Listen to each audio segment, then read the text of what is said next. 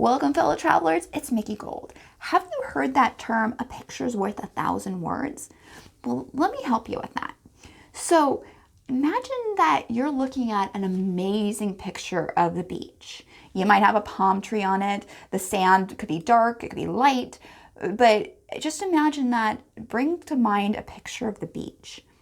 And when you look at this picture of the beach, most of us know what it's like to be barefoot walking in the sand. And sometimes, when you're barefoot walking in the sand, it's nice and warm. And then sometimes you're walking and then all of a sudden it starts getting super hot. And you kind of hustle to that line where all of a sudden the sand's wet. And then that feeling of of the wet sand swishing between your toes. And you might feel hot. The sun's beating down on you, but all of a sudden that beautiful ocean breeze comes across your skin. And you might smell the smells. There might be the smell of the ocean. There might be the smell of sunscreen. There could be the smell of whatever you associate with the beach. So just by that one picture, look at all these different things. Or you might remember having an ice cream.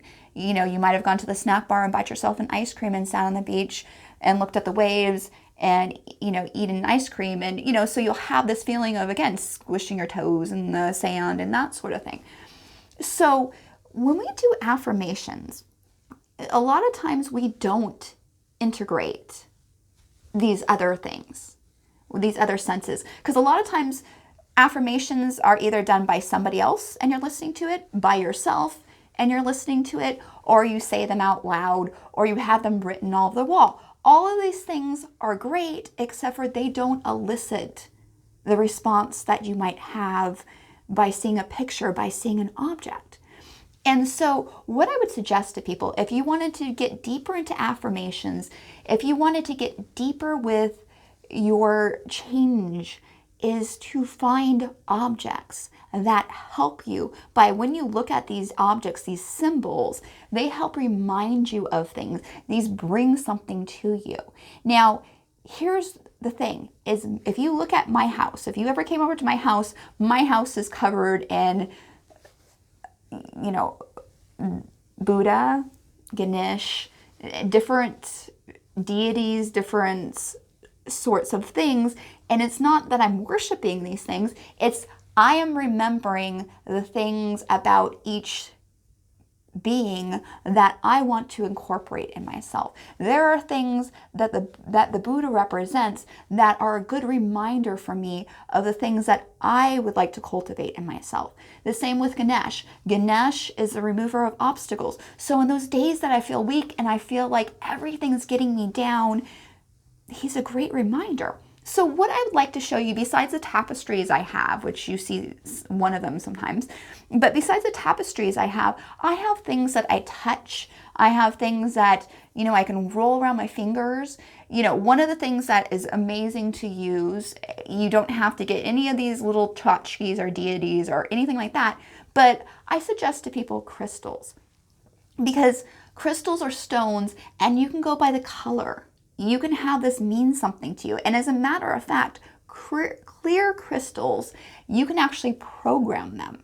And I will be talking about that later on when I start doing the segment called Let's Get Stoned, which is about crystals and rocks. So you can have them mean whatever you like. And so when you, for instance, if you have to go to work or do something and you stick a stone in your pocket, you can imbue a meaning, imbue something you want to think about. The color, for instance, you might have a green stone and that makes you think about your heart and your lungs and that sort of thing. And so you might be holding it and touching it. Remember to keep your heart open and to breathe.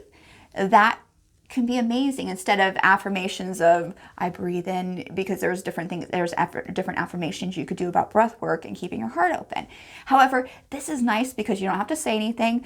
Nobody knows you have it. You can just take it out or you can fiddle with it, that sort of thing. Now, besides crystals, I like to have things and rocks. I like to have little things that I can stare at, that I can enjoy, that I can touch. So the first thing I'm going to show you is my Ganeshes. Now, Ganesh is normally blue, but a lot of times, they'll just do something a little fancy. And these little Ganeshes are super cute. And the reason I have these Ganeshes is they both have musical instruments. So with this type of stuff, you could take meaning from the way their hands are positioned, their legs are positioned, that sort of thing.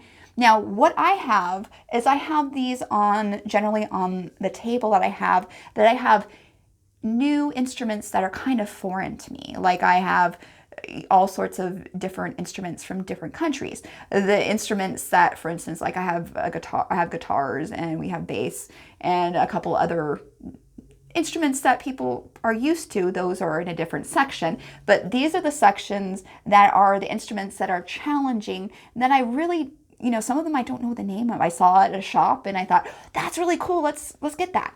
And we both in this house are very into rocks, crystals, this type of stuff, and musical instruments. And so, but what these guys do for me is, a lot of times when people go to play an instrument that is new to them, and letting ourselves be a beginner, sometimes we get voices going on in our head, especially if you can play other instruments proficiently. You can kind of get like a little uptight when you get a new instrument and make it like, see, I can't play this. This is just, that sort of stuff. What these guys do for me is, so I don't get up on my head, I can play with joy and love. Now, the other thing I have here, and this is flat, and I have two different versions of this because I realized that this one doesn't show up as well on video. This is Metatron's cube. I just kind of I have this actually underneath some crystals usually, and because this is a little grid actually, but Metatron's cube, and I'm going to show you a bigger picture of Metatron's cube. Metatron's cube is made up of 13 circles. So there's those outer circles, inner circles, and there's one in the center. Now, what happens is you draw all 13 circles in a pattern, and then you connect the 13 circles with lines. Now, the cool thing about Metatron's cube, for me anyway, is that when you stare at this, you can find every single shape in existence in this picture. I mean, you got the stars, which are basically interlocking triangles, or pyramids. You have squares, you have rectangles, when you really look at this. So for me, Metatron's cube is super awesome to when I need to think deeper about stuff, when I need to get creative, when I need to meditate on something and just really think about the possibilities. Because when you kind of change your focus on your eyes with Metatron's cube, what happens is you'll all of a sudden something will open and you'll notice this shape you've never seen before. I mean, it's a shape we've seen before, but you haven't seen it in the Metatron's cube itself. So this helps me get into a different state in my brain that helps me. Now, sometimes I will go and trace my fingers over the circle. Drawing is not my strong suit. So, I'm learning how to draw. I'm learning how to connect and really focus, and I touch it and I have it laminated. So I actually sometimes can draw on it and then wipe it off with my markers. And this helps me, takes me into a different place so that my conscious brain is looking at this going square, triangle, rectangle, blah, blah, blah, this, that, and where my subconscious mind, and I'm sitting there listening to maybe a subliminal, and it's kind of shooting in there. It's sticking because I'm busy over here. Now, the last thing I'm going to show you is thoth. And my pronunciations of some of these things are very different, and for some people may be correct or may not. You may recognize thoth, or you may not recognize thoth.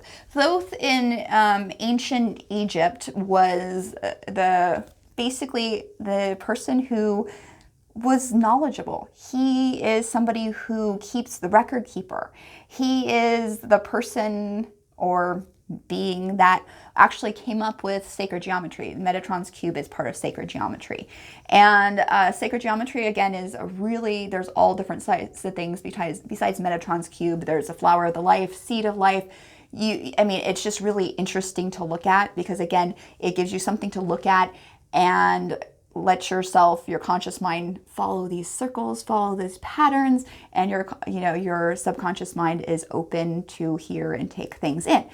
So if you are not just getting your results by just straight out flat, meditation, hypnosis, or affirmations, try these things. Again, you can take them anywhere. If you have them small enough, you can take them anywhere.